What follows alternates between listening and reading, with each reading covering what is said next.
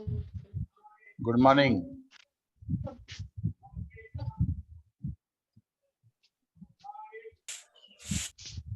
Good morning sir. Good morning. आवाज आ रही है मेरी? Yes sir.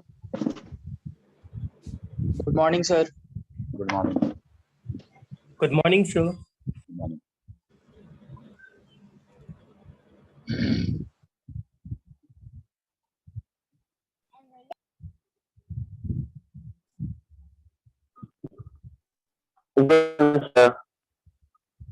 Good morning.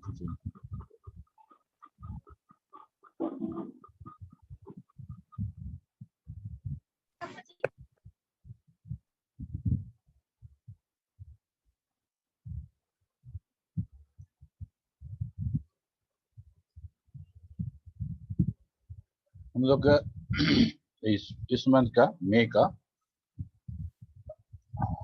Marquee due है। पिछले लास्ट मंथ में क्या था कि इतना कोर्स हम लोग नहीं पढ़े थे कि मार्क्यू अरेंज कर पाए, मार्क्यू करें, है ना। तो इस महीने हम लोग को मार्क्यू करना है और अभी तक जितना पढ़े हैं उसी में से सवाल आएगा, ठीक है। और मुझे लगता है कि अभी जो हम लोग डिस्ट्रीब्यूटेड डेटाबेस पढ़ रहे हैं उसके अलावा सारा पीडीएफ भेज चुके हैं तुमको। Yes sir. ठीक है, वो देख लो। और आज ये खत्म हो जाएगा तो उसका भी पीडीएफ तुमको भेज देंगे। कल संडे है, आज ही भेज देंगे, अगर आज नहीं हुआ तो कल संडे को हम भेज देंगे। और आज हम लोग देखते हैं डिस्ट्रीब्यूटेड डेटाबेस में थोड़ा सा बचा हुआ है। सर मार्क्यू कब लीजिएगा? तो हाँ बता रहे हैं। तो आज डिस्ट्रीब्यूटेड डेटाबेस में थोड़ा सा बचा हुआ है, वो हम लोग देखेंगे। और इसके बाद हम लोग थोड़ा सा इंट्रोडक्शन करेंगे ऑब्जेक्ट ओरिएंटेड डेटाबेस का। ऑब्जेक्ट ओरिएंटेड डेटाबेस का, ऑब्जेक्ट ओरिएंटेड तुम लोग चूंकि पढ़े हुए हो तो सब तो कॉन्सेप्ट है ही है, एग्जैक्टली वही है यहाँ पे भी। देन डेटाबेस के नजरिए से समझेंगे कि कैसे होता है। और नेक्स्ट क्लास हम लोग का होगा ट्यूसडे को। ट्यूसडे को होगा, तो ट्यूसडे को हम लोग रखा जाए। तो तुम्हारे पास संडे मंडे 2 दिन टाइम है, सफिशिएंट टाइम है देखने के लिए, ठीक है। सर डेट आगे बढ़ा दीजिए सर मार्क्यू का। डेट, फायदा उससे क्या होगा? टाइम मिलेगा सर रिवीजन का थोड़ा ज्यादा, तो क्योंकि कितना पोर्शन, देखो सुनो, अगर बहुत पोर्शन अगर हम लोग पढ़ाए होते हैं, क्योंकि ये मंथ बाई मंथ होने वाला है। एक मंथ में टोटल तुम्हारे एक सप्ताह में 3 सर आप संडे को कर दीजिए ना, क्योंकि मंडे को मेरे हम लोग का पास हम कर देंगे, हमको ऐसा कोई उसमें इशू नहीं है। लेकिन हम एक कुछ बोलना चाह रहे हैं, सुनो। सप्ताह में वीकली 3 क्लास, एक मंथ में 12 क्लास। 12 क्लास, एक पूरे मंथ में 12 क्लास। अगर 2 क्लास भी अगर हम मार्क्यू लेते हैं तो 10 क्लास, ठीक है। तो 10 क्लास में कितना इतना पढ़ ले कि उसको रिवीजन के लिए इतना टाइम चाहिए, बताओ, ठीक है।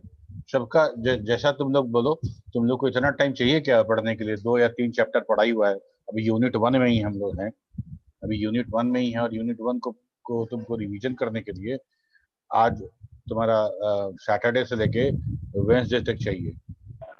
पूरा जब खत्म, पूरा सिलेबस खत्म हो जाएगा तो कितना टाइम लगेगा रिवीजन? मंडे को डेटा स्ट्रक्चर का है सर। अच्छा, है ट्यूसडे को एक और ऑलरेडी एमआरक्यू है, मंडे को है। मंडे को ना है? अच्छा, यस सर। तो थर्सडे पक्का? Yes yes sir. Okay, Shubham और प्रियरंजन, ये तुम लोग याद रखना कि थर्सडे को हम लोग, कौन बात कर रहा है जी? प्रिया। प्रियंका सर। तो हम लोग थर्सडे को मार्क्यू रखेंगे, ठीक है। Okay sir. गुड। तो आज हम लोग देख लेते हैं डिस्ट्रीब्यूटेड डेटाबेस। और डिस्ट्रीब्यूटेड डेटाबेस हम लोग कहाँ तक देखे थे, कुछ याद है किसी को? टाइम स्टैम्प सर पढ़ा रहे थे। टाइम स्टैम्प पढ़ा रहे थे, बिल्कुल। हम लोग बात किए थे कि कंकरेंट प्रोसेस जो हो रहा था, हम लोग कंकरेंट करके देखे थे कि जिसमें 2 कंकरेंट प्रोसेस एक साथ हो रहा था तो क्या कर रहे थे हम लोग कि गड़बड़ हो जा रहा था, ठीक है। तो हम लोग उसको क्या बोले कि भाई उसको लॉक करेंगे, लॉक करेंगे। एक बार में एक प्रोसेस को एग्जीक्यूट कराएंगे, एक बार प्रोसेस नहीं, सॉरी, ट्रांजेक्शन एक बार में एक ट्रांजेक्शन को एग्जीक्यूट कराएंगे और वो लॉक रहेगा। अगर सेम टाइम में कोई और ट्रांजेक्शन आता है और हिट करता है उसी रिकॉर्ड को, ठीक है, तो उसको लॉक मिलेगा, उसको लॉक मिलेगा। और ये लॉक वॉक जितना भी है वो हमारा डेटाबेस में हर काम के लिए अलग अलग मॉड्यूल बना हुआ है, उसका कंपोनेंट बना हुआ है जो टेक केयर करता है। ये सारा का सारा कंकरेंसी कंट्रोल जो मॉडल है, जो मॉड्यूल है वो करेगा। तो वो क्या करेगा, वो कंकरेंसी कंट्रोल करना था तो वो उस रिकॉर्ड को लॉक कर दिया। दूसरा जब ट्रांजेक्शन आया तो उसको रिकॉर्ड मिला, अब उसको वेट करना है कि हमको कब ये लॉक हटे कि हम अपना ट्रांजेक्शन करें। तो हम लोग ये भी देखे कि इसमें इस कंडीशन में डेडलॉक होने का पूरा पूरा संभावना है। अगर मान लो कि दोनों, मेरा एक अकाउंट मेरा है, एक अकाउंट तुम्हारा है और दोनों अकाउंट में एक साथ ट्रांजेक्शन होने वाला है, तो हम एक बार में एक अकाउंट लॉक करेंगे, है ना। एक लॉक, इसको लॉक किया, इसको लॉक करेंगे, ये दोनों अकाउंट लॉक करेंगे। अगर दोनों म्यूचुअली लॉक है तो हम डेडलॉक हो जाएगा। अभी हम लोग इसके बाद डेडलॉक में समझेंगे इसको। तो लॉकिंग ऐसे करते थे, लॉक कर दिए और उसको काम कर दिए। लेकिन हम लोग ये भी कह रहे थे कि इसका डिमेरिट है। डिमेरिट ये है कि इस कंडीशन में हमको डेडलॉक होने का पूरा पूरा संभावना है। तो दूसरा उपाय ये था कि हम टाइम स्टैम्प देखेंगे। टाइम स्टैम्प देखेंगे, टाइम स्टैम्प मतलब टाइम का मोहर, है ना, टाइम का मोहर, कि कौन जरा सा भी आगे पीछे होगा तो एक टाइम स्टैम्प होगा। जैसे हम लोग कंकरेंसी तो बोलते हैं कंकरेंट, लेकिन ओरेकल के पास कोई एक स्लाइटली आगे पीछे भी अगर हो गया, ठीक है, तो हम उसको टाइम स्टैम्प वैल्यू देंगे। ठीक है, टाइम स्टैम्प वैल्यू देंगे उसको। और जो ओल्डर प्रोसेस होगा, जो उम्र में बड़ा होगा, मतलब पहले बर्थ हुआ होगा, पहले इनिशिएट हुआ होगा जो ट्रांजेक्शन, उसको प्रायोरिटी दिया जाएगा और उसको पहले एग्जीक्यूट कराएंगे। बाद वाला जो है यंग जो ट्रांजेक्शन है उसको रोक लेंगे, तुम रुको। ठीक है, इस तरह से हम वहाँ पे काम करते हैं। Time stamp, each transaction is given a unique timestamp. The transaction arrived first will be executed first. कैसे? जब दो ट्रांजेक्शन कंकरेंटली आएगा तो दोनों के एक टाइम स्टैम्प वैल्यू और आगे की तरफ से डेटाबेस की तरफ से दिया जाएगा कि तुमको ये टाइम स्टैम्प दिए, तुमको ये टाइम स्टैम्प दिए। उसके बाद अब ये देखा जाएगा कि टाइम स्टैम्प ऑफ T1 क्या कम है, लेस देन है टाइम स्टैम्प ऑफ T2 के। हाँ ऐसा है तो फिर T1 को एग्जीक्यूट कराया जाएगा।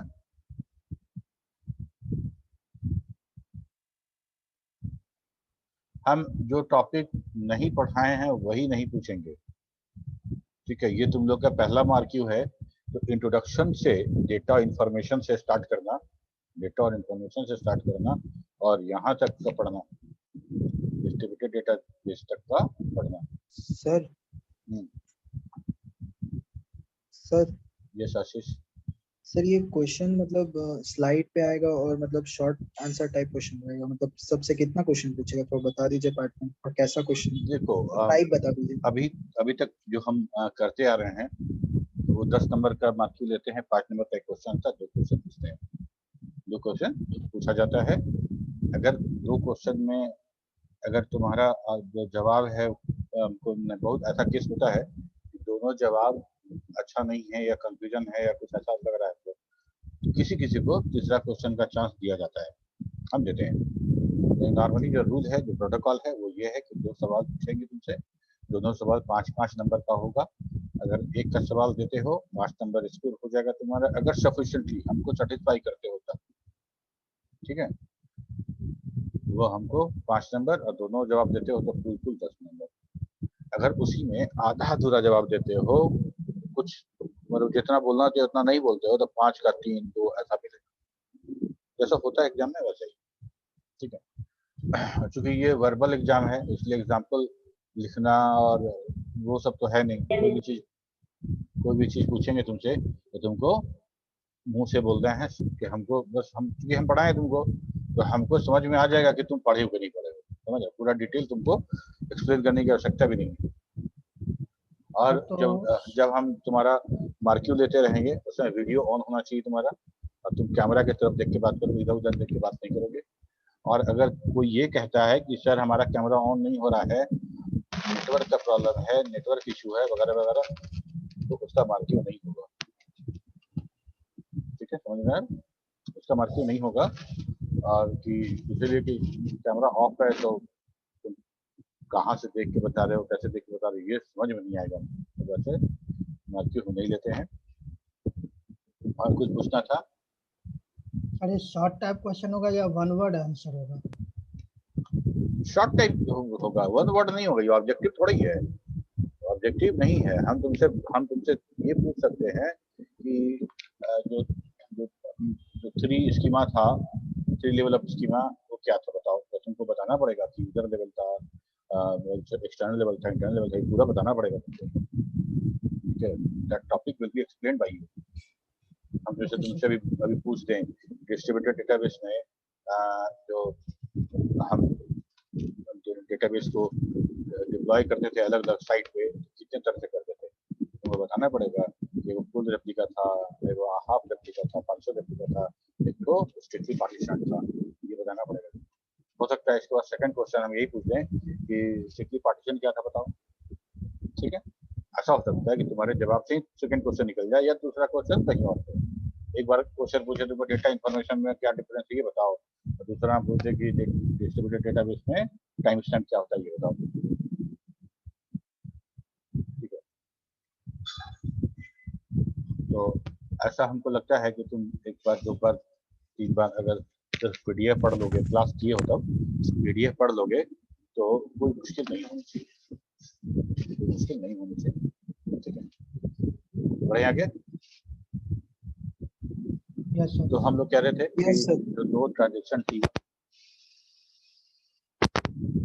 और T2 दो अराइव हुआ ट्रांजेक्शन, डेटाबेस ने दोनों को अलग अलग टाइम स्टैम्प वैल्यू दिया।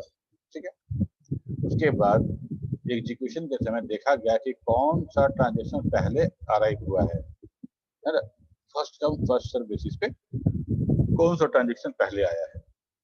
अगर हम देखते हैं कि transaction time stamp of the T1 is less than the time stamp of T2, इसका मतलब T1 पहले आया है, तो T1 transaction will execute first and when it complete then only transaction T2 will take place. तो यहाँ पे कहीं कोई कंफ्यूजन नहीं है कि हमको डेडलॉक हो सकता है या गड़बड़ हो सकता है। ठीक है, तो तरीका था मेरा। इसके बाद हम लोग देखेंगे डेडलॉक। पहले डेडलॉक समझो कैसे होगा, पहले डेडलॉक समझते हैं कैसे होगा। दो अकाउंट में एक साथ काम करना है हमको। यहाँ क्या हो रहा था कि एक अकाउंट था, उसमें 500 रुपया निकाल रहे थे बस। ठीक, लेकिन ये 500 रुपया निकाल तो रहे थे लेकिन विड्रॉ ना करके किसी अकाउंट में ट्रांसफर कर रहे थे, हम किसी अकाउंट में ट्रांसफर कर रहे थे। तो कहने का मतलब कि हमको दो रिकॉर्ड में काम करना था। इस रिकॉर्ड से 500 रुपया निकालना था, इस रिकॉर्ड में 500 रुपया जोड़ देना था। तो कहेंगे कि इस अकाउंट से इस अकाउंट में हम लोगों ने 500 रुपया ट्रांसफर कर दिया।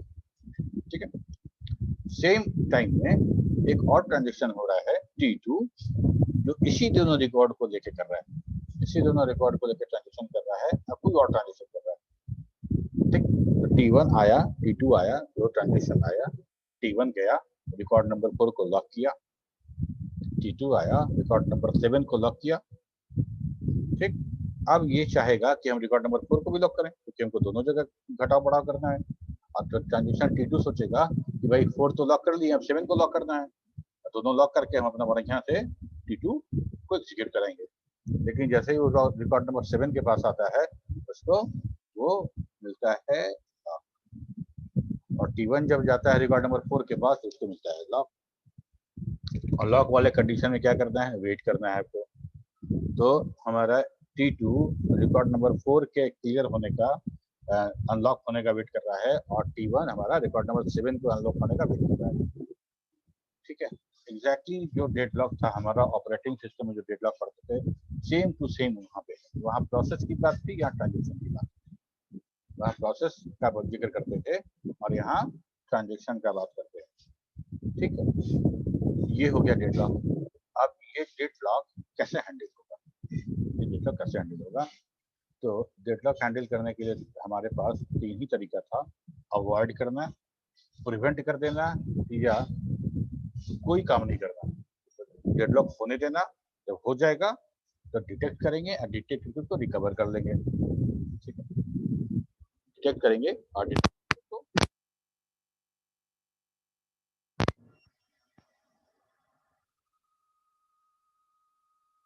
हेलो, ठीक है। अब देखो हम क्या करें कि मान लो इस तरह का बात होता है, दो तरफ से डेडलॉक होगा। एक तो होगा रिसोर्स अलोकेशन का, ये अलोकेट करना है, ये अलोकेट करना है। दूसरा, क्योंकि हम डिस्ट्रीब्यूटेड डेटाबेस की बात कर रहे हैं, तो डिस्ट्रीब्यूटेड डेटाबेस का मतलब डेटाबेस मल्टीपल सर्वर पे डिप्लॉय किया गया है, ठीक है। तो एक डेडलॉक मेरा कम्युनिकेशन बेसिस पे भी हो सकता है, एक कम्युनिकेशन बेसिस पे भी हमारा डेडलॉक हो सकता है कि भाई हमको कम्युनिकेट करना था उस सिस्टम से, और वो सिस्टम अभी बिजी है, कोई दूसरा ट्रांजेक्शन में भी कम्युनिकेट कर रहा है, ठीक है। तो अवॉइडेंस में क्या करेंगे कि अवॉइड करना मतलब क्या होता है कि हम ऐसा कुछ करेंगे कि हम डेडलॉक ना होने कोशिश करेंगे, डेडलॉक नहीं हो, ठीक है। I will avoid but can't prevent, हम प्रिवेंट नहीं कर सकते, होने से रोक नहीं सकते हैं, लेकिन हम सारा का सारा मेजर लेंगे कि हम इसको ना होने दें। The basic idea to allocate resource only if resulting state is safe, it does not completely prevent it, ठीक है। तो हम क्या बोले कि जो बेसिक आइडिया था कि रिसोर्स को ही अलोकेट करना है, कम्युनिकेशन लाइन को अलोकेट नहीं करना है। एक बार में कोई एक रिसोर्स अलोकेट होगा, दूसरा अलोकेट नहीं करेंगे, ठीक है। इस तरह से हम क्या करेंगे कि हम उसको अवॉइड कर पाएंगे, लेकिन प्रिवेंट नहीं कर पाएंगे। तो प्रिवेंशन में क्या करेंगे, प्रिवेंशन में अगर एक ट्रांजेक्शन दूसरे ट्रांजेक्शन का वेट कर रहा है अनलॉक करने के लिए, वही ट्रांजेक्शन किसी और का वेट कर रहा है, तो ये सारा का सारा एक वेट ग्राफ बनाते हैं, एक वेट ग्राफ बना के समझेंगे। और वेट, अगर वो वेट ग्राफ सर्कुलर बन जाता है, और वो वेट ग्राफ अगर हमको सर्कुलर ऑर्डर में मिलता है, तो हम कहेंगे कि ये डेडलॉक कंडीशन है, ठीक है। तो हम क्या करेंगे कि भाई किसी एक को हम टाई कर देंगे, मतलब उसको हम हटा देंगे, अब बोलेंगे कि भाई तुम जाओ और जाने के बाद में आना, ठीक है। उस तरीके उसको शट डाउन कर देंगे और बाद में उसको फिर बुलाएंगे, और उन्हें बुलाने के बाद टाइम स्टैम्प वैल्यू पे उसको एग्जीक्यूट करेंगे, ठीक है। प्रिवेंशन में क्या करेंगे, प्रिवेंशन में ये करेंगे कि दो ट्रांजेक्शन है, T1 एरो T2 वेट कर रहा है और T2 एरो T1, तो ये एरो का एक सर्कुलर वेट साइकिल बन गया। और जैसे ही सर्कुलर वेट साइकिल, ये सर्कुलर वेट साइकिल तुमने पढ़े होंगे ऑपरेटिंग सिस्टम में, ये चारों कंडीशन वहां पे है, मेरा एक्सक्लूजन भी है, अलग अलग सब एक साथ म्यूचुअली एग्जीक्यूट करा नहीं सकते हैं, दोनों को अलग अलग एग्जीक्यूट कराएंगे। और वेट करना है, होल्ड एंड वेट है, इसको होल्ड कर लिए और अगला का वेट कर रहे हैं, ये भी है, ठीक है। प्रीएम्पशन, नो प्रीएम्पशन कहने का मतलब कि हम उसको बगैर प्रीएम्प्ट किए हुए दूसरा को कराना चाह रहे हैं।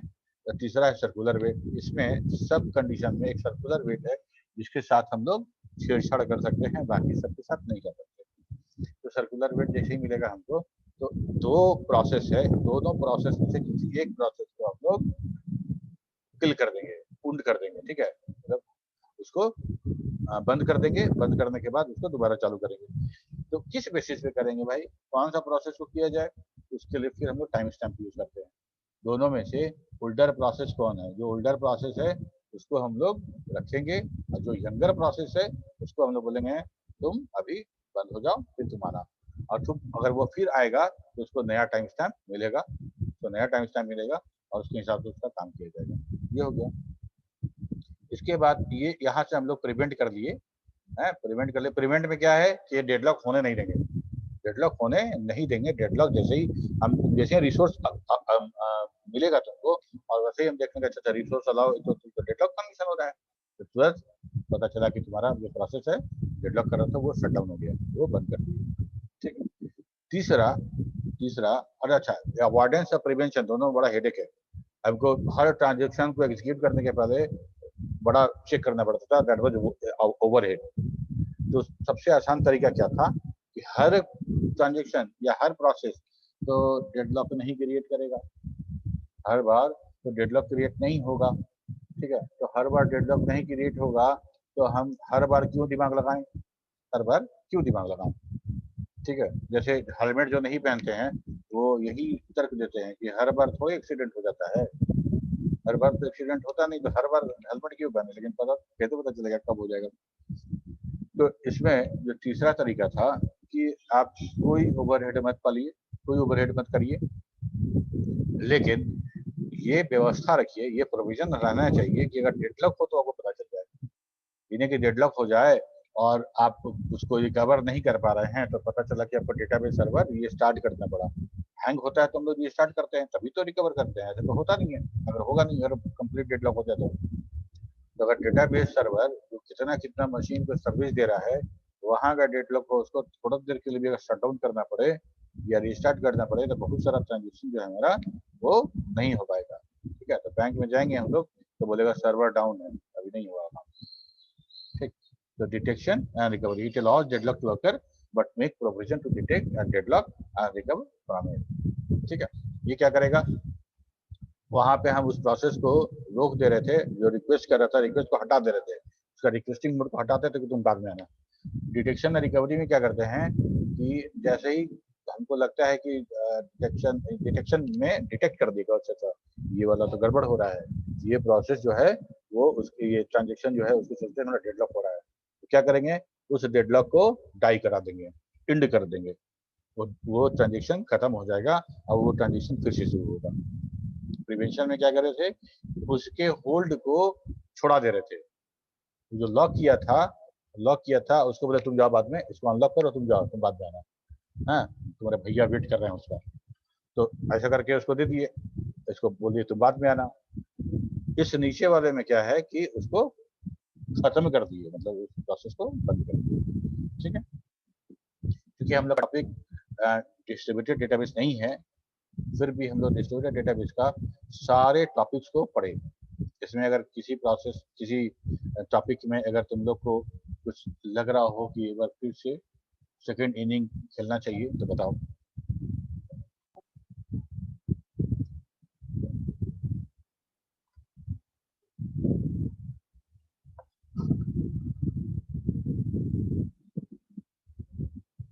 उसके बाद हम लोग का ऑब्जेक्ट ओरिएंटेड डेटाबेस मॉडल।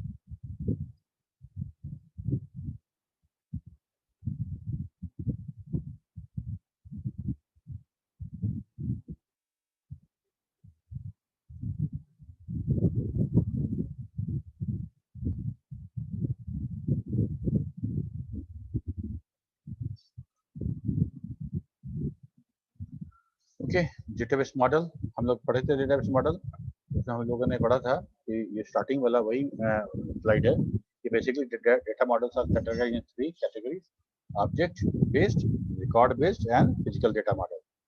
ठीक है, तो ऑब्जेक्ट बेस्ड में हम लोगों ने देखा था एंटिटी रिलेशन मॉडल और object oriented model. Record based में हायरार्किकल नेटवर्क और रिलेशनल मॉडल देखा। फिजिकल डेटा मॉडल में फ्रेम मेमोरी या यूनिफाइंग मॉडल देखा था। फिजिकल डेटा मॉडल हमको नहीं पढ़ना है, हमको सिर्फ पढ़ना था रिकॉर्ड और ऑब्जेक्ट बेस्ड। ठीक है, तो हम लोग सब पढ़ चुके हैं और हमको ऑब्जेक्ट ओरिएंटेड मॉडल के बारे में थोड़ा इंट्रोडक्शन लेवल पे चाहिए, लेकिन हम लोग पढ़ेंगे तो सीख लेंगे और प्रॉब्लम नहीं होनी चाहिए, क्योंकि तुम लोग ऑब्जेक्ट ओरिएंटेड पढ़े हो, C++ पढ़े हो ना, C++ पढ़े हो? Yes sir. Yes sir. ठीक है, तो हाँ ओके, तो हम लोग इसी को आगे पढ़ते हैं, ऑब्जेक्ट ओरिएंटेड मॉडल। तो ऑब्जेक्ट ओरिएंटेड मॉडल में ऑब्जेक्ट को एक्सप्लेन करो। Kashyap. Roll number 56, Kashyap. What is object?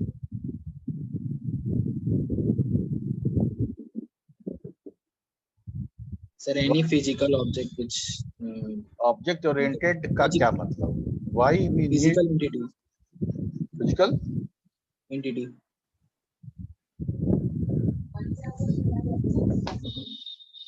अच्छा, पहले ये समझो कि ऑब्जेक्ट ओरिएंटेड या ऑब्जेक्ट ओरिएंटेड डेटाबेस हो या ऑब्जेक्ट ओरिएंटेड हमारा प्रोग्रामिंग हो या कोई भी चीज ऑब्जेक्ट ओरिएंटेड है तो उसका क्या सिग्निफिकेंस है, वो क्यों आवश्यक है? Without object oriented procedural type का चीज में क्या खामी थी? गलत सही का परवाह मत करो, तुम बोलो, हम समझेंगे तुम क्या समझ रहे हो। सिक्योरिटी ऑफ डेटा सिक्योरिटी नहीं था सर। सिक्योरिटी था, सिक्योरिटी था, सही है सर। हम बताएं? हाँ सर, ऑब्जेक्ट ओरिएंटेड प्रोग्रामिंग जो होता है ना सर, वो एक मेथोडोलॉजी होता है या फिर उसको हम लोग एक टेक्निक बोल सकते हैं, क्योंकि बिना किसी ऑब्जेक्ट के हम लोग ना ही क्या बोल सकते हैं, सॉरी, बिना किसी ऑब्जेक्ट को क्रिएट किए ना ही हम लोग डेटा को कंटेन कर सकते हैं और ना ही मेथड को।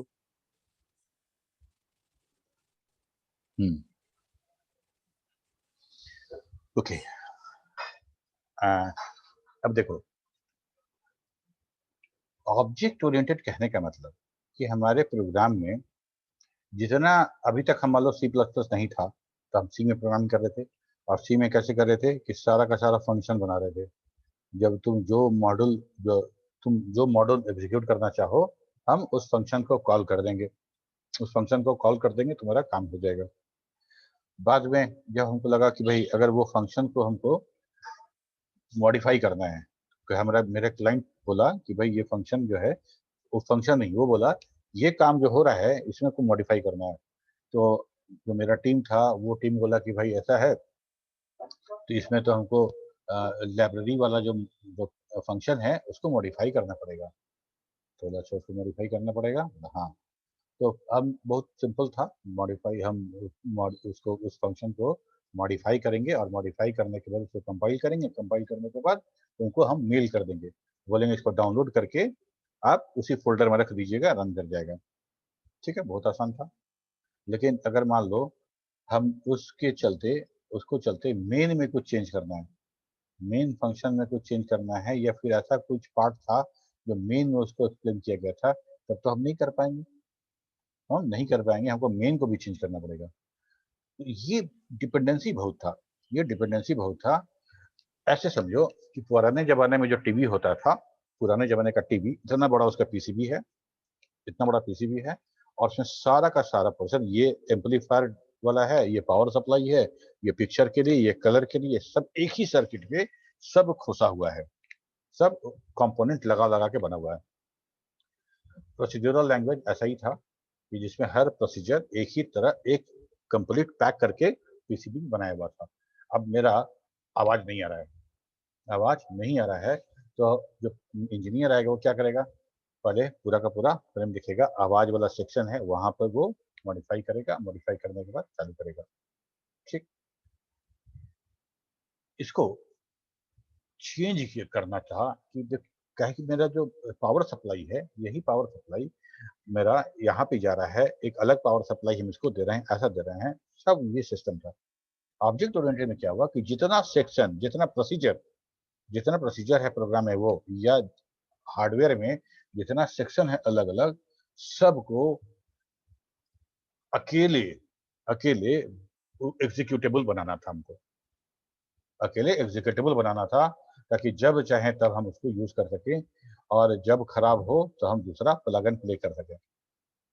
आज का जो टीवी आता है उसमें क्या मिलेगा तुमको, एकदम कंप्यूटर जैसा स्लॉट बना हुआ है, साउंड कार्ड लगता है, पिक्चर के लिए जो तुम्हारा वीजे कार्ड लगता है, एम्पलीफायर के लिए वो कार्ड लगता है, वीजे कार्ड, ये सारा का सारा है। अब मान लो वो कार्ड तुम हाथ में उठा लो, ठीक है, अब ये कार्ड हम पकड़ लिए, ये कार्ड मेरा ऑडियो कार्ड था। इस ऑडियो कार्ड में सप्लाई का काम नहीं है, इसमें कोई सप्लाई नहीं दिया गया है। ये कार्ड अपने आप में एक ऑब्जेक्ट है, अपने आप में ये ऑब्जेक्ट है। जैसे ही इसको उसके पीसीआई स्लॉट में जैसे इंसर्ट करेंगे, ये टीवी के सारे प्रॉपर्टीज को इनहेरिट कर लेगा। ठीक है, इसको अलग से पावर नहीं चाहिए, ये अपने आप में सफिशिएंट है। इसका सारा मेमोरी, सारा आईसी, सारा everything is inside this class और दिस ऑब्जेक्ट। ठीक है, अब इससे क्या फायदा हुआ? इससे फायदा ये हुआ कि ये ऑब्जेक्ट हम जब चाहें तब बदल सकते हैं निकाल के, जब चाहें बदल सकते हैं निकाल के। अब मेरा मैकेनिक आएगा, बोलेगा आपका साउंड कार्ड खराब है, वो साउंड कार्ड निकाल के फेंका, दूसरा लगा दिया। तुम फोन करके बोले कि भैया ये वाला काम सॉफ्टवेयर में नहीं हो रहा है, हम बोले ठीक है, कोई बात नहीं, हम आपको एक क्लास फाइल भेज रहे हैं, उस क्लास फाइल को वहां पे लगा दीजिएगा, तो ओवरराइट हो जाएगा फाइल का क्लास फाइल इस क्लास फाइल से। ठीक है, वो ओवरराइट हो गया, बराबर काम करने लगा। नहीं तो क्या था कि हार्ड कोडेड था और आपको वही काम करना था। ठीक है, जैसे एक और एग्जांपल बड़ा अच्छा है, बस। हम बस खरीद के लाते हैं जिसमें 35 सीट है, जिसमें 35 सीट है, वो 35 सीट ही हमेशा रहेगा, वो चेंज नहीं होने वाला है। वो 35 सीट ही रहेगा, वो अब चेंज नहीं होने वाला है। वो हार्ड कोडेड है, हमारा इंजन और जो कैरियर है वो दोनों हार्ड कोडेड है, वो प्रोसीजर बेस है। लेकिन वैसा गाड़ी के बारे में सोचो जिसमें इंजन अलग है और ट्रेलर अलग है। ट्रेलर अलग है तो ट्रेलर को एक ऑब्जेक्ट मान सकते हैं हम, और ब्रेकिंग सिस्टम उसका अपना जो सारा का सारा चीजें उसका अलग है, उसका अलग है। सिर्फ मेन फंक्शन चाहिए उसको रन करने के लिए, विदाउट मेन रन नहीं करेगा। लेकिन एवरीथिंग इज देयर, मेन को सिर्फ एक उसको हिट करना है, वो रन कर जाएगा। तो अब हम जब चाहें तब हम ऑब्जेक्ट को चेंज कर सकते हैं। ठीक है, हम अभी 20 वाला कैरियर यूज कर रहे थे, हमको अब लग रहा है कम हो रहा है, हम कंपनी को बोले कि भाई हमको एक कैरियर भेजिए जिसमें 30 आदमी हो। बोला ठीक है, 30 आदमी वाला ऑब्जेक्ट मिलेगा आपको, अपने प्रोग्राम में वाला ऑब्जेक्ट हटाइए, लगा दीजिए। ठीक है, हम अभी कंपनी से हम सॉफ्टवेयर के लिए कंपोनेंट खरीदे थे ऑनलाइन पेमेंट का, पहले का था, उसमें यूपीआई नहीं था, खाली कार्ड पेमेंट और इंटरनेट बैंकिंग था। जब यूपीआई पेमेंट का व्यवस्था आ गया तो हम उस कंपनी को बोले, अपने वेंडर को बोले, भाई जो पेमेंट वाला मॉड्यूल आप हमको दिए थे तो यूपीआई नहीं है। तो ठीक है, कोई बात नहीं, दे देते हैं। ठीक है, तो वो अपने प्रोग्राम में मॉडिफाई किया, कंपाइल करके क्लास फाइल हमको मेल कर दिया। ठीक है, क्लास फाइल को क्लिक किए, मेरा सॉफ्टवेयर अपडेट हो गया। तो पहले वाला मॉड्यूल, पहले वाला ऑब्जेक्ट हटा के दूसरा वाला ऑब्जेक्ट लगा दिए, पहले वाला ऑब्जेक्ट हटा के दूसरा ऑब्जेक्ट लगा दिए। कितना अच्छा है। मेरे सिस्टम में पहले साउंड कार्ड लगा हुआ था 30 वाट का, अच्छा नहीं बज रहा था। ठीक है, हम क्या किए, अब इस बार जाके 100 वाट का साउंड कार्ड लगा दिए। यही है object, everything is an object, not only the programming, not only the database, is hardware also, everything is the object based now. समझ में आ रही है बात? हो सकता है नहीं समझ में आए, चलिए थोड़ा सा। कोई कुछ नहीं बोला है, मतलब तुम लोग समझ में नहीं आया क्या जी? सर 1 सेकंड, ऑब्जेक्ट कहने का मतलब है कोई सामान, ऑब्जेक्ट मतलब कोई सामान। लेकिन प्रोग्रामिंग में कोई सामान नहीं होता है, everything is not a object. Object मतलब उसके अंदर कुछ फंक्शनलिटी होनी चाहिए, कुछ कैरेक्टरिस्टिक होनी चाहिए, मतलब कुछ प्रॉपर्टी, और वो काम करने वाला, कुछ काम कर रहा है, वो कुछ काम कर रहा है। तो काम दो तरीके से करेगा, या तो हार्ड कोडेड हम कर दे, हम प्रोग्राम के अंदर प्रोसीजर बेस, हम तुमको कंपेयर करा रहे हैं सॉफ्टवेयर और हार्डवेयर दोनों। ठीक है, ताकि तुम उसको रिलेट कर पाओ। हम प्रोसीजर लिख दें और हर फंक्शन को कॉल करें, वो फंक्शन रन कर जाए। ठीक, लेकिन वो फंक्शन इंडिपेंडेंट नहीं है, वो फंक्शन इंडिपेंडेंट नहीं है। क्यों? क्योंकि मेन से हम वैल्यू पास करते हैं, ये मेन को रिटर्न करता है, मेन के साथ ये बड़ा टाइटली कपल्ड है कि नहीं, ये बताओ? Yes sir. मेन के साथ वो कपल्ड है, वो फ्री नहीं है। हमको जब जब अपडेट करना पड़ेगा तो हम बगैर मेन के अपडेट नहीं कर सकते हैं। कभी कभी ऐसा भी हो सकता है कि जो वैल्यू हम ले रहे थे, मेन से जो वैल्यू पास कर रहे थे, वो 2 वैल्यू पास कर रहे थे, एकाएक कुछ नीड चेंज हो गया, अब मेन से फंक्शन कॉल में 3 वैल्यू पास करना है। तो अब हम वो फंक्शन को अपडेट कर भी ले तो मेन को कैसे अपडेट करें? हमको तो मेन अपडेट करना पड़ेगा ना, मेन अपडेट करना पड़ेगा। तो हम ये चाह रहे थे कि वो जो फंक्शन है वो सिर्फ वेरिएबल ना रखे, वो वेरिएबल ना रखे, वो सारा का सारा मेथड भी रखे जो मेन से कॉल कर रहे थे, मेन से ना कॉल करके इसी के अंदर कॉल करे। ठीक है, सारा का सारा आइडेंटिटी इसी ऑब्जेक्ट में रहेगा। इसको जब चाहे तब निकाल के फेंक देंगे, दूसरा ऑब्जेक्ट लगा देंगे, काम खत्म हो जाएगा। ठीक है, वो सारा का सारा ऑब्जेक्ट काम कर जाएगा। तो यही है हमारा ऑब्जेक्ट ओरिएंटेड, जिसमें हम किसी भी ऑब्जेक्ट को जो काम करने वाला है उसको एकदम इंडिपेंडेंट बना देते हैं। उसका सारा का सारा चिप या वेरिएबल अपना होगा, सारा का सारा जो उसके अंदर जो आईसी है, जो एग्जीक्यूशन हो रहा है, वो सारा का सारा अपना होगा। ठीक है, उसको सिर्फ पावर के लिए और आइडिया, मतलब कब तुमको एग्जीक्यूट करना है, इसके लिए एक इंजन चाहिए, और वो इंजन है मेन फंक्शन या बोलो मदरबोर्ड। प्रोग्रामिंग में मेन फंक्शन और यहाँ मदरबोर्ड, उसके अंदर पावर का इंतजाम नहीं किया गया है, लेकिन उसके अंदर वो हर चीज है जो वो काम कर सकता है। ठीक है, तो अब बोलते हैं क्या कि भाई प्राइवेट मेंबर और डेटा मेंबर, प्राइवेट मेंबर और पब्लिक मेंबर किसको कहते हैं? तो हर ऑब्जेक्ट का कुछ ना कुछ जो फंक्शन होता है वो आउटसाइड डबल एक्सपोज होता है, और कुछ ना कुछ इंटरनल होता है, कुछ ना कुछ इंटरनल होता है। जैसे अगर तुम एक हम एम्पलीफायर लेते हैं, या जो डीटीएच वाला जो बॉक्स आता है वो लेते हैं, उसके बाहर जो स्विच लगा हुआ है, वो स्विच दबाने में कुछ ना कुछ मेथड अंदर एग्जीक्यूट होता है, कुछ ना कुछ मेथड अंदर एग्जीक्यूट हो जाता है, कुछ ना कुछ काम हो जाता है। तो ये सारा का सारा मेथड है जो पब्लिकली आपको एक्सपोज्ड है ना, पब्लिक है, मेथड है ना। ये वाला दबाए तो चैनल चेंज हो गया, माइनस हो गया, एक चैनल घट गया, ये वाला बताया तो एक चैनल बढ़ गया। ठीक है, तो इसको हम लोग पब्लिकली एक्सपोज किए हैं, यूज करो, कोई दिक्कत नहीं, यूज करो तुम। लेकिन इंटरनल डेटा आइटम, उसका ट्रांजिस्टर, उसका आईसी, उसके अंदर कुछ सेटिंग का नॉब लगा हुआ है, वो सारा का सारा आपके लिए नहीं है, इसीलिए वो डब्बा के अंदर बंद करके रखा गया है। उसी को बोलते हैं प्राइवेट, उसी को बोलते हैं private, that will be used by that class only, that object only. ठीक है, यही है ऑब्जेक्ट ओरिएंटेड का एक कंसेप्ट है, जिसमें हर प्रोसीजर को मेन से इंडिपेंडेंट कर देते हैं, मेन से इंडिपेंडेंट कर देते हैं, उसका सब कुछ है। क्या नहीं है? तो उसको कॉल करने वाला, मतलब उसको कब रन करना है, इसका इशारा मिलना है और पावर मिलना है, मतलब इंजन चाहिए उसको, बाकी सब उसका इंडिपेंडेंट है। तो हमको कितना तो वो आसान तो हो गया। सर मेन से ही होगा। हम्म, सर वो तो मेन से ही होगा ना। हाँ, वो तो मेन से होगा। ऐसा नहीं है ना कि हम साउंड कार्ड खरीद कर लाएंगे उससे गाना बजने लगेगा, ऐसा नहीं होगा, ऐसा नहीं होगा। उसको मदरबोर्ड पे लगाएंगे, मदरबोर्ड चाहिए उसको। इसको ठीक है, मेन इंडिपेंडेंट पूरी तरह इंडिपेंडेंट से बोल कहने का, सकते हैं। इंडिपेंडेंट कहने का मतलब एवरीथिंग जो पहले बोर्ड पे लगा रहे थे उसको, वो सारा का सारा इसमें है, वो सारा का सारा इसमें है। इसको सिर्फ चाहिए कि रन करना है, ये कॉल करने के लिए और इसको पावर के लिए चाहिए। ठीक है, और सारा का सारा मेमोरी स्पेस हो गया, पावर हो गया, ये सारा का सारा जैसे ही हम प्लग इन करेंगे इसको, ये मदरबोर्ड का ये इनहेरिट कर लेगा, इनहेरिट करना शुरू कर देगा। ये काम हो गया मेरा। अब ये इसका आवश्यकता क्यों पड़ा और क्या बेनिफिट है? ये खराब हो गया, ये खराब हो गया तो क्या करेंगे अब हम? अब हम सोल्डिंग आयरन लेके एक एक चिप निकाल निकाल के, तो हम नहीं निकालेंगे फिर मल्टीमीटर से चेक करेंगे। पहले जमाने में ऐसे ही ठीक होता था। पहले जमाने में जब हमारा कोई चीज खराब होता था, तो जो मैकेनिक आता था वो एक एक आइटम मल्टीमीटर से चेक करता था। एक एक आइटम जब नहीं, जो चेक नहीं हो पा रहा था उसको सोल्डिंग करके बाहर करता था, तब चेक करता था, और तब जाके उसको रिप्लेस करता था, तब बनता था। ठीक, आज क्या करता है? देखेगा ऐसे करके नहीं हो रहा है, प्लग निकाल के बाहर किया, दूसरा प्लग लगा दिया। एग्जैक्टली वैसे ही जैसे हम बोलते हैं अपडेट कर दीजिए मेरा जो पेमेंट मॉडल है, अपडेट कर दीजिए, उसमें यूपीआई नहीं था, बोला ठीक है, वो दूसरा कार्ड भेज दिया, मतलब दूसरा क्लास फाइल भेज दिया और अपडेट कर दिए।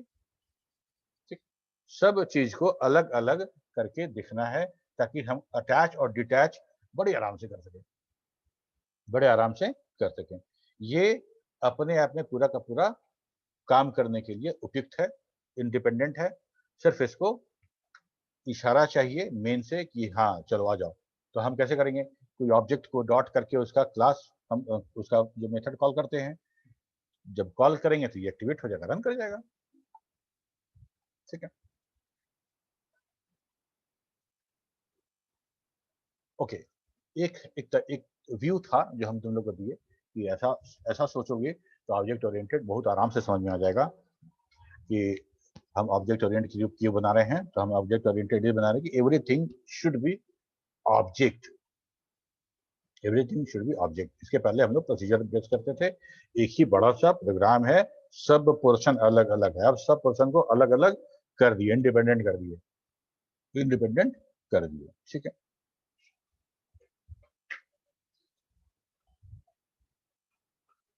हाँ चलो हम लोग डेटाबेस की बात करते हैं, बहुत ही जल्दी बात हो गया।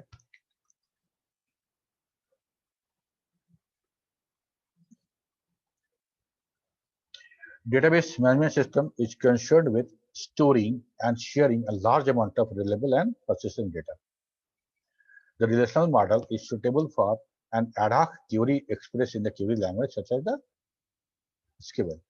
हम लोग कह रहे हैं कि जो रिलेशनल मॉडल जो था वो सुटेबल था, हम क्यूरी के माध्यम से हम SQL क्यूरी यूज करके हम कुछ भी क्यूरी कर ले रहे थे।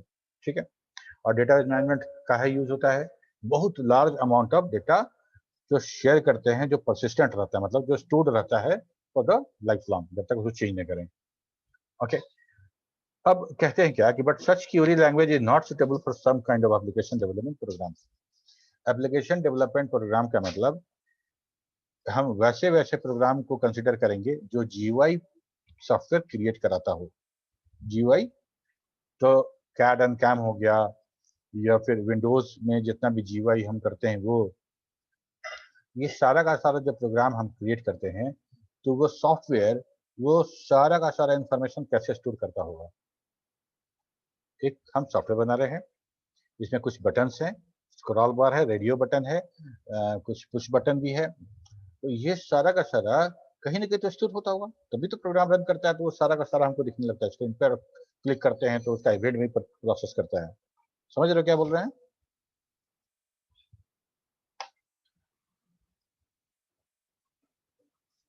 किसी भी GUI प्रोग्राम को हम बनाने समय जो हमारा IDE है उसके अनुसार अगर उस पे हम अगर कोई GUI प्रोग्राम को बना रहे हैं तो उसमें यूज होने वाले जितने ऑब्जेक्ट्स हैं, ठीक है, वो कैसे स्टोर करेगा? कहीं ना कहीं स्टोर होगा तभी तो रन करेगा ना जी। Yes sir. ठीक है, बाकी लोग कहाँ है? कोई थोड़ा रिस्पॉन्ड करो तुम लोग, तो लगे कि भाई सुन रहे हो। रंजन, पराजिता, शुभम, सर हम तो है मनीषा, यस सर। ठीक है। तो वहां पे डेटा कैसे स्टोर करता होगा वो प्रोग्राम? हम जितना भी चीज यूज करेंगे, जितना डिजाइन यूज करेंगे, वो कैसे यूज होगा। ठीक है, तो कह रहे हैं कि वैसे डेटाबेस के लिए हम क्यूरी नहीं कर सकते हैं, वो क्यूरी लैंग्वेज उससे सफिशिएंट नहीं है, because relational model are set oriented but application language tends to be a record oriented with complex data object. Set वाली बात यहाँ पे नहीं है, जो मैथमेटिकल सेट वाला जो हम बात किए थे उस तरह का यहाँ पे रिलेशन नहीं बन रहा है कि दो सेट बना दें या दो सेट के लिए रिलेशन स्थापित करते हैं, ऐसा नहीं है। ठीक है, तो है कि यहाँ पे हमारा there are some application which contain complex data object, जैसे multimedia application and GUI application development. तो जैसे मेनू है, स्क्रॉल बार है, ड्राइंग एरिया, फ्लैश एनिमेशन, इस तरह का हम काम यूज करते हैं इसमें। कैड कैम प्रोजेक्ट जैसे PCB है ना, प्रिंटेड सर्किट बोर्ड बनाना है, ट्रांजिस्टर क्रिएट करना है, ट्रांजिस्टर का डिजाइन करना है, ICs बनाना है, सिविल इंजीनियरिंग प्रोजेक्ट, पुल बनाना है, मकान बनाना है, ऐसा कुछ हम लोग जो हम कैड में या कैम में हम ये काम करते हैं। इस तरह का जो इंफॉर्मेशन होगा वो प्रोग्राम कैसे स्टोर करेगा? रिलेशनल डेटाबेस नहीं कर सकता। क्यों? क्योंकि ये सेट ओरिएंटेड काम नहीं है। इस तरह का जो इंफॉर्मेशन है वो डेटा कैसे स्टोर होगा? तो उसके लिए हम लोग यूज करते हैं मल्टीमीडिया, सॉरी उसके लिए यूज करते हैं object oriented database.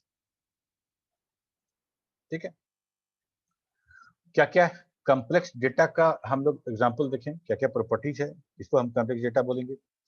Not possible to reduce to a tuple, ऐसा डेटा जिसको हम छोटा करके एक टपल के रूप में नहीं देख सकते हैं।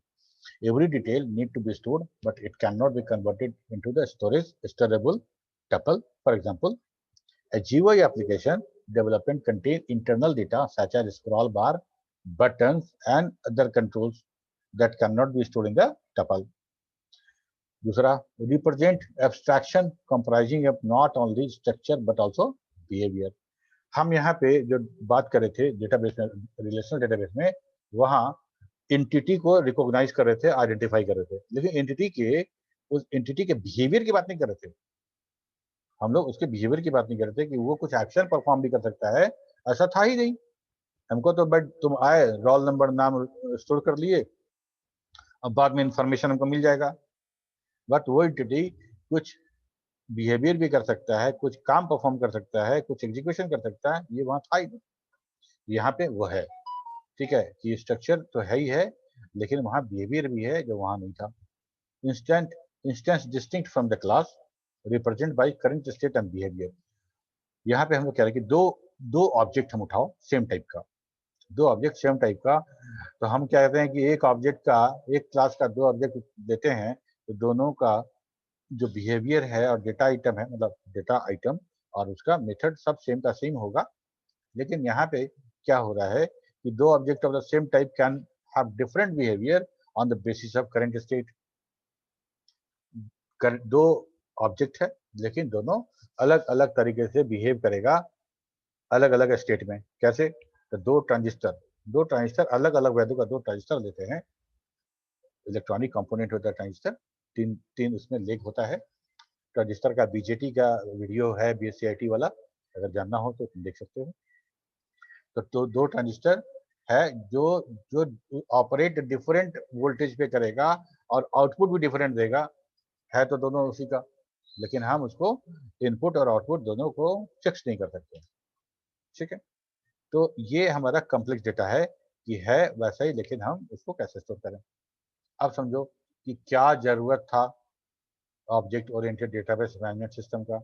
एक मास्टर्स में, एमटेक में ये पूरा का पूरा एक सेमेस्टर का टॉपिक है। ठीक है, मास्टर कोर्स में ये ऑब्जेक्ट ओरिएंटेड डेटाबेस ये पूरा का पूरा एक सेमेस्टर में पढ़ाया जाता है। हम लोग को सिर्फ इंट्रोडक्शन देखना है। To represent complex real world problem, there was a need for data model that can represent real world with abstraction more clearly। Real world की बात करें तो रियल वर्ल्ड में सब कुछ जो है ऑब्जेक्ट ओरिएंटेड है, everything is object oriented. Object oriented data model represent a real world problem clearly and easily। in object oriented data model, both data and their relationship are contained in a single structure known as object। ठीक, in object oriented data model, real world problem are represented as an object with different attributes। all these objects have the multiple relationship between them। Deepak Kumar, okay. तो ये हमारा था, जरूरत क्यों पड़ा हमको, इसीलिए कि हमारे पास बहुत कॉम्प्लेक्स टाइप का डेटा है और उस कॉम्प्लेक्स टाइप का डेटा को हमको स्टोर करना है। हमको उस कॉम्प्लेक्स टाइप के डेटा को स्टोर करना है और रियल वर्ल्ड का जो एंटिटी है वो सारा का सारा हमारा जो है वो ऑब्जेक्ट टाइप का ही है, जिसमें उसका बिहेवियर भी है, उसका प्रॉपर्टीज भी है, वो सब स्टोर करना है, एट्रीब्यूट भी है और उसका बिहेवियर भी है। ठीक है, इसके बाद बात करेंगे हम लोग कि object oriented database is a integration of database technology with the object oriented technique developed in the programming language and software engineering area। They have been developed for the use of application on the highly structured data, long transactions, data type for storing image and text, and non-standard application specific operation। ठीक है, हमको पूरा data का पूरा data का structure ही बदल गया।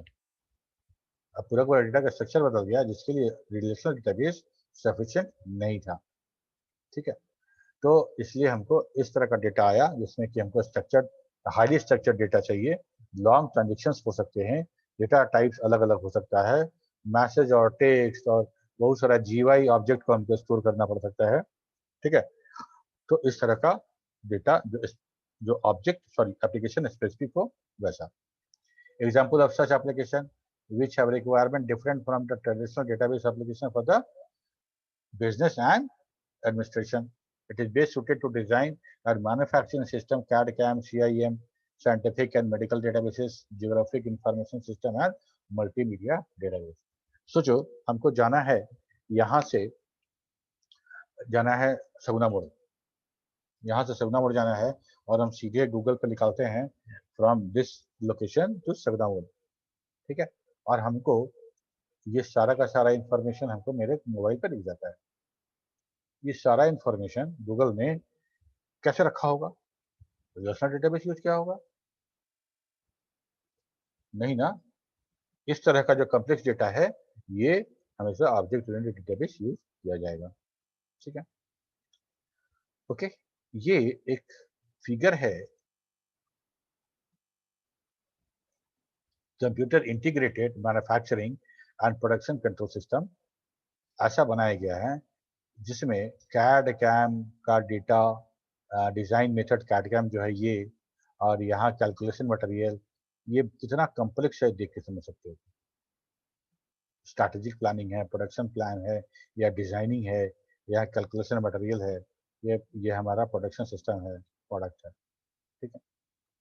तो इस तरह का जो डेटाबेस होगा वो बहुत कॉम्प्लेक्स होगा और इस तरह के डेटाबेस को हम रिलेशनल डेटाबेस में स्टोर नहीं कर सकते हैं, ठीक है। तो क्या क्या कंपोनेंट है, क्या क्या कंपोनेंट है? बिल्कुल वही कंपोनेंट है जो हम ऑब्जेक्ट ओरिएंटेड में पढ़ते हैं। ऑब्जेक्ट क्या है? Object an object is an abstraction of the real world entity. Yes Ashish कुछ बोले? यस सर, वही रियल वर्ल्ड एंटिटी। हाँ exactly, the real world entity object encapsulate data and code into a single unit, मतलब उसका property और उसका behaviour दोनों एक एंटिटी में स्टोर कर दिया जाए। प्रोसीजरल बेस में क्या कर रहे थे हम लोग? सिर्फ बिहेवियर रख रहे थे, सिर्फ बिहेवियर था, उसका जो डेटा था वो डेटा मेन से उसको भेजा जा रहा था, तो डिपेंडेंसी था मेन के साथ उसका डिपेंडेंसी होता था। Single unit which provide data abstraction by hiding the implementation of the implementation detail from the user. What is the attribute? Attribute जो हम बोल रहे हैं कि तुम्हारा किसी भी ऑब्जेक्ट का जो एक बिहेवियर होगा और उसका कुछ प्रॉपर्टी होगा, that property is the attribute. Attributes मतलब data member describe the properties of the object. For example a student object includes the attribute name, roll number, batch, ठीक है। What is the method? Method मतलब behaviour, उसका behaviour काम करेगा तो क्या करेगा, जब वो एग्जीक्यूशन में आएगा तो क्या क्या कर सकता है, ठीक है। तो वो बिहेवियर था जिसको मेथड बोलते हैं, वही फंक्शन ही था, वहाँ फंक्शन बोलते थे या मेथड बोलते हैं। ऑब्जेक्ट ओरिएंटेड में उसको मेथड बोलने लगते हैं, या मेंबर फंक्शन जो है उसी को मेथड बोलते हैं, ठीक है। Method represent the behaviour of the objects, it represent the object action such as insert record, update, calculate, %%, ये मेथड था। और अगर हम हार्डवेयर की बात करें तो ये यहाँ इस लेग पे करंट देंगे तो वॉल्यूम बढ़ जाएगा, और यहाँ पे करंट देंगे तो वॉल्यूम कम हो जाएगा, यहाँ पे देंगे तो ब्राइटनेस बढ़ जाएगा। इस तरह का मेरा मेथड होगा हार्डवेयर में। इनहेरिटेंस भी यूज करते हैं, कैसे हम लोग साउंड कार्ड लगाए तो पावर के लिए वो मेन बोर्ड को इनहेरिट कर लिया, ठीक है। तो हम जिस बोर्ड के साथ, मतलब जिस पेरेंट क्लास के साथ, ऑब्जेक्ट के साथ हम जो ड्राइव क्लास को जैसे ही इनहेरिट करते हैं, वो पेरेंट का सारा प्रॉपर्टी उसको इनहेरिट कर लेता है। इनहेरिटेंस वैसे ही है बिल्कुल। Using inheritance a new class is created which can inherit attributes and the method of the parent class. It is referred as a reusability in the object oriented। ऐसे भी हम लोग देख सकते हैं कि अगर हम एक फॉर्म बना रहे हैं, एक फॉर्म में हम कुछ ऑब्जेक्ट रखे, कुछ GUI ऑब्जेक्ट्स रखे, कमांड बटन रखे या फिर स्क्रॉल बार रखे, ऐसा कुछ भी, और दूसरा फॉर्म बनाने वाले हैं, तो दूसरा फॉर्म में जितना ऑब्जेक्ट आएगा वो सारा का सारा न्यूली ड्रिवन ना होके पहला वाला फॉर्म का इनहेरिट किया हुआ हो सकता है। तो इस तरह का इंफॉर्मेशन जब भी स्टोर होगा वो डेटाबेस और ऑब्जेक्ट ओरिएंटेड होगा। कहने का मतलब कैड कैम हो या विजुअल बेसिक .NET हो, C#.NET या VB.NET हो, या जावा का कोई GUI प्रोग्राम हो, पाइथन का भी GUI प्रोग्राम हो, तो GUI प्रोग्राम के अंदर जितना ऑब्जेक्ट आप यूज कर रहे हैं वो प्रोग्राम अपने अंदर कैसे स्टोर करेगा, क्योंकि नेक्स्ट टाइम आएंगे खोलेंगे तो फिर हमको वो दिखना चाहिए, वो सारा का सारा GUI, वो सारा का सारा वो टपल के रूप में स्टोर नहीं कर पाएगा, वो उसको एक इंटरनली खुद का ऑब्जेक्ट ओरिएंटेड डेटाबेस क्रिएट करना पड़ेगा,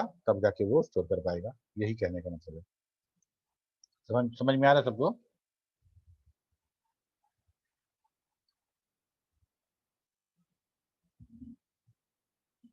नहीं आ रहा है समझ में? नहीं आ रहा समझ में तो बोलने में क्या शर्म है कि नहीं आ रहा है? चुप करने से अच्छा है ना, बोलोगे नहीं समझ में सर आ रहा सर। आ रहा है। बाकी लोग चुप क्यों हैं? बाकी लोग को नहीं आ रहा है इसका मतलब? राहुल, Yes, sir, आ रहा शुभम, है। प्रतीक, सुरभि, यस सर प्रियंका आ रहा है। आ रहा है। ओके, तो जब हम ये डेटाबेस हम ऑब्जेक्ट ओरिएंटेड हम बात करते हैं तो उसमें हम लोग उसको डिजाइन करने के लिए, जैसे वहाँ ईआर डायग्राम पढ़े थे, यहाँ पे यूएमएल पढ़ते हैं। यहाँ पे यूएमएल पढ़ते हैं, unified modelling language, and XML, extensive markup language, are mainly used to represent the structure of the class, object and attribute and the method of ODM. वो ऐसा होता है जैसे ये क्लास है पर्सन क्लास, पर्सन क्लास पे हम लोग स्टूडेंट क्लास बनाए और डॉक्टर क्लास बनाए, और स्टूडेंट क्लास के पास अपना पर्सनल कुछ एट्रीब्यूट्स है और मेथड है। बाय द वे ये अपने पेरेंट क्लास के एट्रीब्यूट्स और मेथड को भी इनहेरिट करेगा। ठीक है, तुम लोग पढ़े हुए सब वही चाहिए। Object oriented formal keywords versus relational model. Formal keyword यहाँ क्लास है, उसी को हम लोग टेबल बोल रहे हैं। ऑब्जेक्ट है, टपल रिकॉर्ड, वेरिएबल एट्रीब्यूट्स है या कॉलम है, और मेथड स्टोर प्रोसीजर है। मेथड जो है यहाँ पे ऑब्जेक्ट ओरिएंटेड जो मेथड हम कॉल कर रहे हैं, ये बाद में देखेंगे, ये बाद में PL/SQL भी बना, जिसमें हम लोग प्रोसीजर है उसको स्टोर करके रखते हैं और प्रोग्राम फ्रंट एंड से उसको कॉल करते हैं, वो रन कर जाता है। ठीक है, एग्जैक्टली क्लास के मेथड की तरह। यहाँ तक था हम लोग का। कुछ स्टैंडर्ड भी है, बिना स्टैंडर्ड के तो कुछ होगा नहीं। ऑब्जेक्ट डेटा मैनेजमेंट टाइम हो गया ना शायद? ओके, तो object data management group ODMG give the standard of the ODM। Object oriented database के लिए जैसे RDBMS के लिए स्टैंडर्ड था, उसके लिए ऑब्जेक्ट ओरिएंटेड डेटाबेस के लिए भी एक स्टैंडर्ड है जो कौन दिया है? ऑब्जेक्ट डेटा मैनेजमेंट ग्रुप ने दिया है। Portability across the object management system, interoperability, it is characteristic of the system which can work with the other system। interoperability मतलब दो सिस्टम एक साथ मिलकर काम कैसे कॉपरेट कैसे करेगा। ठीक है, पोर्टेबिलिटी होना चाहिए, इंटरऑपरेबिलिटी होना चाहिए, और ODMG 2.0 standard given for object model, object definition model, object query language और बाइंडिंग टू प्रोग्रामिंग लैंग्वेज। हम एक प्रोग्रामिंग लैंग्वेज के साथ इसको कैसे बाइंड करें, उसका पूरा पूरा स्टैंडर्ड दिया गया था ODMG 2.0। ठीक है, सम ऑब्जेक्ट ओरिएंटेड डेटाबेस का नाम है जेमस्टोन, ओरियन और आइरिस। ये HP का हैवलेट पैकर्ड का ये है। ये हमारा object oriented database management system है, जैसे ओरेकल है, SQL सर्वर है, और ये सब मेरा RDBMS है। ये सारा का सारा मेरा ODBMS है। ठीक है, दैट्स एंड। ये हमारा था ऑब्जेक्ट ओरिएंटेड डेटाबेस। इसका भी हम PDF भेज देंगे, पढ़ना, अगर नहीं समझ में आएगा तो पूछना। फाइन। वैसे अभी किसी को कुछ पूछना तो पूछ सकते हो, बिल्कुल। तुम लोग का 9:30 से क्लास है ना मुरली सर का? 10 बजे से सर। ओके, तो बंद करें या कुछ पूछना है किसी को? अभिमन्यु, भवेश?